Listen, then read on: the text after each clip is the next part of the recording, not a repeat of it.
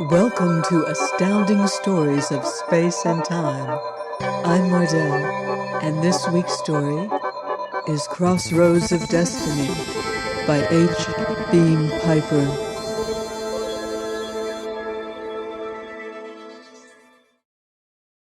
I still have the dollar bill.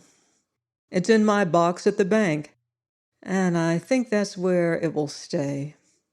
I simply won't destroy it, but I can think of nobody to whom I'd be willing to show it. Certainly nobody at the college, my history department colleagues least of all. Merely to tell the story would brand me irredeemably as a crackpot.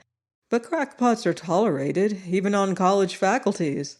It's only when they begin producing physical evidence that they get themselves actively resented. When I went into the club car for a nightcap, before going back to my compartment to turn in, there were 5 men there sitting together. One was an Army officer with the insignia and badges of a staff intelligence colonel. Next to him was a man of about my own age with sandy hair and a bony Scottish-looking face, who stared silently into a highball, which he held in both hands. Across the aisle, an elderly man who could have been a lawyer or a banker was smoking a cigar over a glass of port, and beside him sat a plump and slightly too well-groomed individual who had a tall, colorless drink, probably a gin and tonic. The 5th man, separated from him by a vacant chair, seemed to be dividing his attention between a book on his lap and the conversation, in which he was taking no part. I sat down beside the sandy-haired man. As I did so and rang for the waiter, the colonel was saying, "No, that wouldn't. I can think of a better one. Now suppose you have Columbus get his ships from Henry VII of England and sail under the English instead of the Spanish flag. You know, he did try to get English backing before he went to Spain, but King Henry turned him down. That could be changed." I pricked up my ears. The period from 1492 to the Revolution is my special field of American history, and I knew at once the enormous difference that would have made. It was a moment later that I realized how oddly the colonel had expressed the idea, and by that time the plump man was speaking. "Yes, that would work," he agreed. "Those kings made decisions most of the time on whether or not they had a hangover, or what some court favorite thought." He got out a notebook and pen and scribbled briefly. "I'll hand that to the planning staff when I get to New York. That's Henry VII, not Henry VIII? Right. We'll fix it so that Columbus will catch him when he's in a good humor." That was too much. I turned to the man beside me. "What goes on?" I asked. "Has somebody invented a time machine?" He looked up from the drink he was contemplating and gave me a grin. "Sounds like it, doesn't it? Why, no. Our friend here is getting up a television program. Tell the gentleman about it," he urged the plump man across the aisle. The waiter arrived at that moment. The plump man, who seemed to need little urging, waited until I had ordered a drink, and then began telling me what a positively sensational idea it was.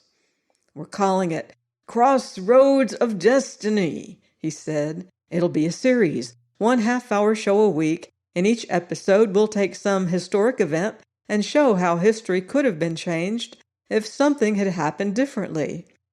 We dramatize the event up to that point just as it really happened, and then a commentary voice comes on and announces that this is the crossroads of destiny. This is where history could have been completely changed. Then he gives a resume of what really did happen, and then he says, 'But suppose so-and-so had done this and that instead of such and such.' Then we pick up the dramatization at that point, only we show it the way it might have happened, like this thing about Columbus.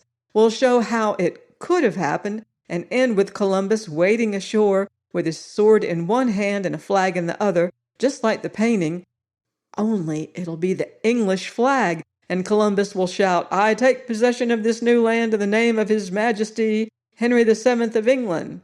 He was brandishing his drink to the visible consternation of the elderly man beside him. And then the sailors all sing, "God Save the King," which wasn't written till about 1745. I couldn't help mentioning. Huh? The plump man looked startled. Are you sure? Then he decided that I was and shrugged. Well, they can all shout, "God Save King Henry," or "St. George for England," or something. And then at the end, we introduced the program guest, some history expert, a real name, and he tells how he thinks history would have been changed if it had happened this way. The conservatively dressed gentleman beside him wanted to know how long he expected to keep the show running. The Crossroads will give out before long, he added. The sponsor will give out first, I said. History is just one damn crossroads after another. I mentioned in passing that I taught the subject. Why, since the beginning of the century, we've had enough of them to keep the show running for a year. We have about 20 already written, ready to produce, the plump man said comfortably, and the ideas for twice as many that the planning staff is working on now. The elderly man accepted that and took another cautious sip of wine. What I wonder, though, is whether you can really say that history can be changed. Well, of course, the television man was taken aback. One always seems to be when a basic assumption is questioned. Of course, we only know what really did happen, but it stands to reason if something had happened differently, the results would have been different, doesn't it? But it seems to me that everything would work out the same in the long run. There'd be some differences at the time, but over the years, wouldn't they all cancel out? Non, non, monsieur, the man with the book who had been outside the conversation until now told him earnestly. Make no mistake, history can be changed. I looked at him curiously. The accent sounded French, but it wasn't quite right. He was some kind of a foreigner, though. I'd swear that he never bought the clothes he was wearing in this country. The way the suit fitted, and the cut of it, and the shirt collar, and the necktie. The book he was reading was Langmuir's Social History of the American People. Not one of my favorites, a bit too much on the doctrinaire side, but what a bookshop clerk would give a foreigner looking for something to explain America. What do you think, Professor? The plump man was asking me. It would work out the other way. The differences wouldn't cancel out. They'd accumulate. Now, say something happened a century ago to throw a presidential election the other way. You'd get different people at the head of the government, opposite lines of policy taken, and eventually we'd be getting into different wars with different enemies at different times and different batches of young men killed before they could marry and have families, different people being born or not being born. That would mean different ideas, good or bad, being advanced, different books being written, different inventions, and different social and economic problems as a consequence. Look, he's only giving himself a century, the colonel added. Think of the changes if this thing we were discussing, Columbus sailing under the English flag, had happened. Or suppose Leif Erikson had been able to plant a permanent colony in America in the 11th century, or if the Saracens had won the Battle of Tours. Try to imagine the world today if any one of those things had happened. One thing you can be sure of, any errors you make in trying to imagine such a world will be on the side of over-conservatism. The sandy-haired man beside me, who had been using his highball for a crystal ball, must have glimpsed in it what he was looking for. He finished the drink, set the empty glass on the stand tray beside him, and reached back to push the button. I don't think you realize just how good an idea you have here, he told the plump man abruptly. If you did, you wouldn't ruin it with such timid and unimaginative treatment. I thought he'd been staying out of the conversation because it was over his head. Instead, he had been taking the plump man's idea apart, examining all the pieces, and considering what was wrong with it and how it could be improved. The plump man looked startled, and then angry. Timid and unimaginative were the last things he'd expected his idea to be called. Then he became uneasy. Maybe this fellow was a typical representative of his lord and master, the faceless abstraction called the public. "What do you mean?" he asked. "Misplaced emphasis. You shouldn't emphasize the event that could have changed history. You should emphasize the changes that could have been made. You're going to end this show you were talking about with a shot of Columbus wading up to the beach with an English flag, aren't you?" "Well, that's the logical ending." "That's the logical beginning," the sandy-haired man contradicted. "And after that, your guest historian comes on. How much time will he be allowed?" Well, maybe 3 or 4 minutes. We can't cut the dramatization too short." "And he'll have to explain a couple of times and in words of one syllable that what we have seen didn't really happen, because if he doesn't, the next morning half the 12-year-old kids in the country will be rushing wild-eyed into school to slip the teacher the real inside about the discovery of America. By the time he gets that done, he'll be able to mumble a couple of generalities about vast and incalculable effects, and then it will be time to tell the public about widgets, the really safe cigarettes, all filter and absolutely free from tobacco." The waiter arrived at this point, and the sandy-haired man ordered another rye highball. "I decided to have another bourbon on the rocks, and the TV impresario said, 'Gin and tonic,' absently, and went into a reverie, which lasted until the drinks arrived. Then he came awake again. "I see what you mean," he said. "Most of the audience would wonder what difference it would have made where Columbus would have gotten his ships as long as he got them and America got discovered. I can see it would have made a hell of a big difference, but how could it be handled any other way? How could you figure out just what the difference would have been?" "Well, you need a man who'd know the historical background, and you'd need a man with a powerful creative imagination who is used to using it inside rigorously defined limits. Don't try to get them both in one. A collaboration would really be better. Then you work from the known situation in Europe and in America in 1492 and decide on the immediate effects. And from that, you have to carry it along, step by step, down to the present. It would be a lot of hard and very exacting work, but the result would be worth it."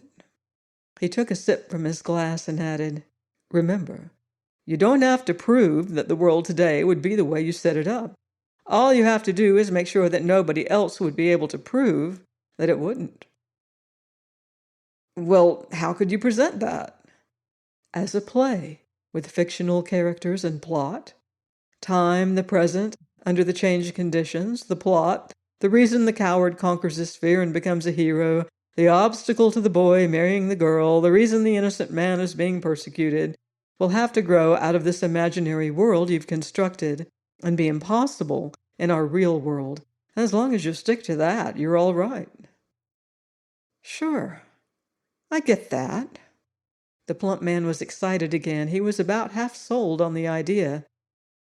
"But how will we get the audience to accept it? We're asking them to start with an assumption they know isn't true." "Maybe it is in another time dimension," the colonel suggested. "You can't prove it isn't. For that matter, you can't prove there aren't other time dimensions." "Ha! That's it!" the sandy-haired man exclaimed. "World of alternate probability. That takes care of that." He drank about a third of his highball and sat gazing into the rest of it in an almost yogic trance. The plump man looked at the colonel in bafflement. "Maybe this alternate probability time dimension stuff means something to you," he said. "Be damned if it does to me." "Well, as far as we know, we live in a four-dimensional universe," the colonel started. The elderly man across from him groaned. "Fourth dimension. Good God, are we going to talk about that?" "It isn't anything to be scared of. You carry an instrument for measuring in the fourth dimension all the time. A watch." "You mean it's just time? But that isn't—" "We know of 3 dimensions of space," the colonel told him, gesturing to indicate them. We can use them for coordinates to locate things, but we also locate things in time. I wouldn't like to ride on a train or a plane if we didn't. Well, let's call the time we know the time your watch registers. Time A. Now suppose the entire infinite extent of time A is only an instant in another dimension of time, which we'll call time B. The next instant of time B is also the entire extent of time A, and the next, and the next. As in time A, different things are happening at different instants. In one of these instants of time B, one of the things that's happening is that King Henry VII of England is furnishing ships to Christopher Columbus. The man with the odd clothes was getting excited again. Oh, this, how you say, this alternate probability, it is a theory generally accepted in this country? Got it, said the sandy-haired man before anyone could answer. He set his drink on the tray stand and took a big jackknife out of his pocket, holding it unopened in his hand. How's this sound? He asked, and hit the edge of the tray with the back of the knife. Bong! Crossroads of destiny, he intoned and hit the edge of the tray again. Bong! This is the year 1959, but not the 1959 of our world, for we are in a world of alternate probability, in another dimension of time, a world parallel and coexistent with, but separate from our own, in which history has been completely altered by a single momentous event. He shifted back to his normal voice. Not bad, only 25 seconds, the plump man said, looking up from his wristwatch. And a trained announcer could maybe shave 5 seconds off of that. Yeah, something like that. And at the end, we'll have another 30 seconds, and we can do without the guest. But this alternate probability in another dimension, the stranger was insisting. Is this a concept original with you? He asked the colonel. Oh, no, that idea's been around for a long time. I'd never heard of it before now, the elderly man said, as though that completely demolished it. Then it is generally accepted by the scientists? No, the sandy-haired man relieved the colonel. There's absolutely no evidence to support it, and scientists don't accept unsupported assumptions unless they need them to explain something, and they don't need this assumption for anything. Well, it would come in handy to make some of these reports of freak phenomena like mysterious appearances and disappearances, or flying object sightings, or reported falls of non-meteoric matter, theoretically respectable. Reports like that usually get the ignore and forget treatment now. Then you believe that this other world of the alternate probabilities exist? No, I don't disbelieve it either. I've no reason to, one way or another. He studied his drink for a moment and lowered the level in the glass slightly. I've said that once in a while, things get reported that look as though such other worlds, in another time dimension, may exist. There have been whole books published by people who collect stories like that. I must say that academic science isn't very hospitable to them. What do you mean? Things are sometimes, you say, leak in from one of these other worlds, as that has been known to happen? Things have been said to have been happening that might, if true, be cases of things leaking through from another time world, the sandy-haired man corrected, or leaking away to another time world. He mentioned a few of the more famous cases of unexplained mysteries. The English diplomat in Prussia who vanished in plain sight of a number of people, the ship found completely deserted by the crew, all lifeboats in place, stories like that. And then there's this rash of alleged sightings of unidentified flying objects, I'd sooner believe that they came from another dimension than from another planet, but as far as I know, nobody's seriously advanced this other time dimension theory to explain them. I think the idea is familiar enough, though, that we can use it as an explanation or pseudo-explanation for the program, the television man said. Fact is, we aren't married to this Crossroads title yet. We could just as easily call it Fifth Dimension. And that would lead the public to expect something out of the normal before the show started. That got the conversation back onto the show, and we talked for some time about it, each of us suggesting possibilities. The stranger even suggested one, that the Civil War had started during the Jackson administration. Fortunately, nobody else noticed that. Finally, a porter came through and inquired if any of us were getting off at Harrisburg, saying that we would be getting in 5 minutes. The stranger finished his drink hastily and got up, saying that he would have to get his baggage.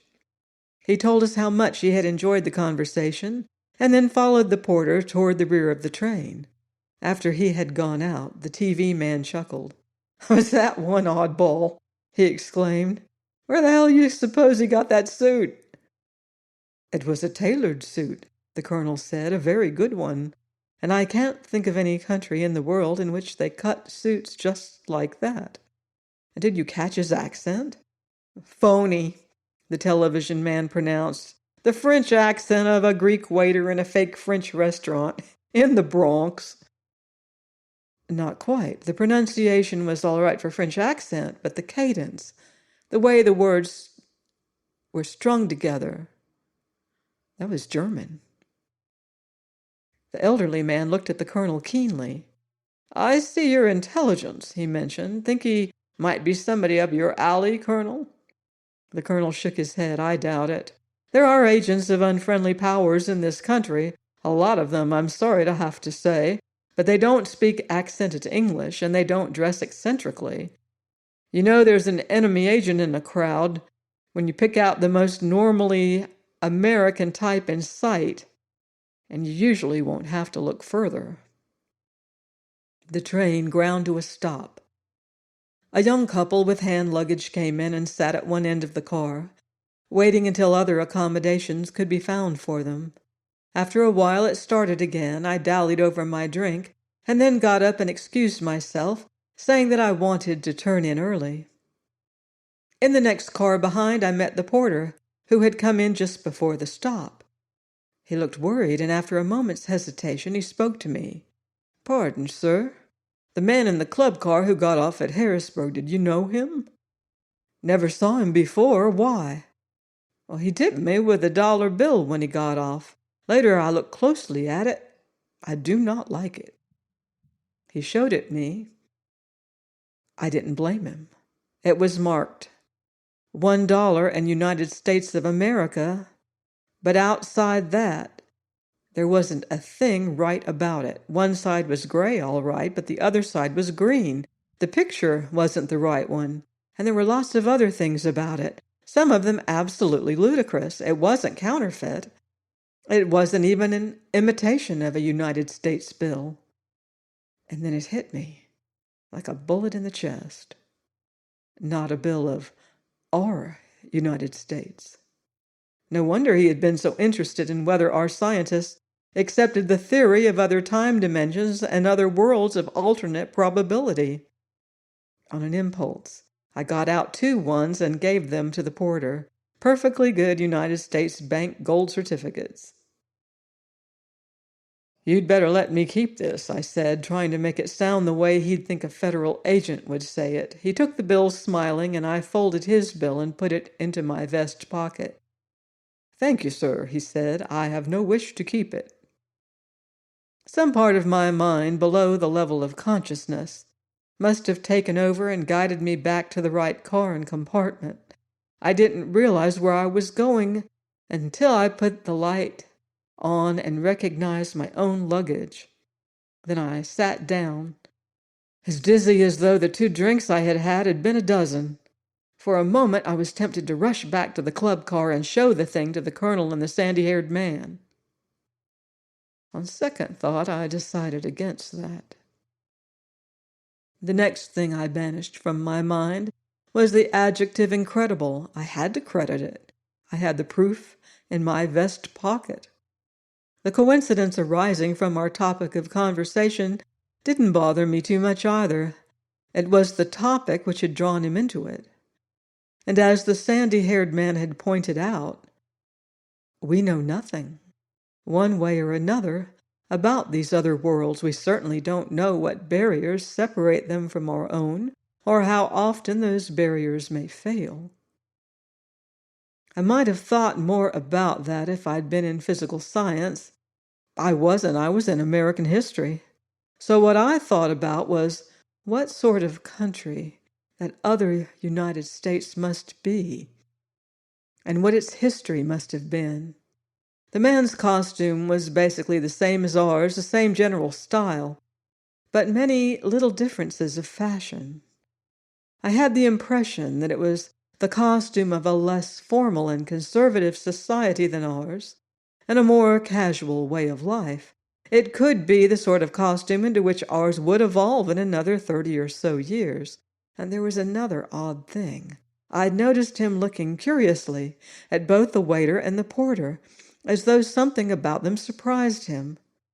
The only thing they had in common was their race, the same as every other passenger car attendant. But he wasn't used to seeing Chinese working in railway cars. And there had been that remark about the Civil War and the Jackson administration. I wondered what Jackson he'd been talking about, not Andrew Jackson, the Tennessee militia general, who got us into war with Spain in 1810, I hoped. And the Civil War, that had baffled me completely. I wondered if it had been a class war or a sectional conflict.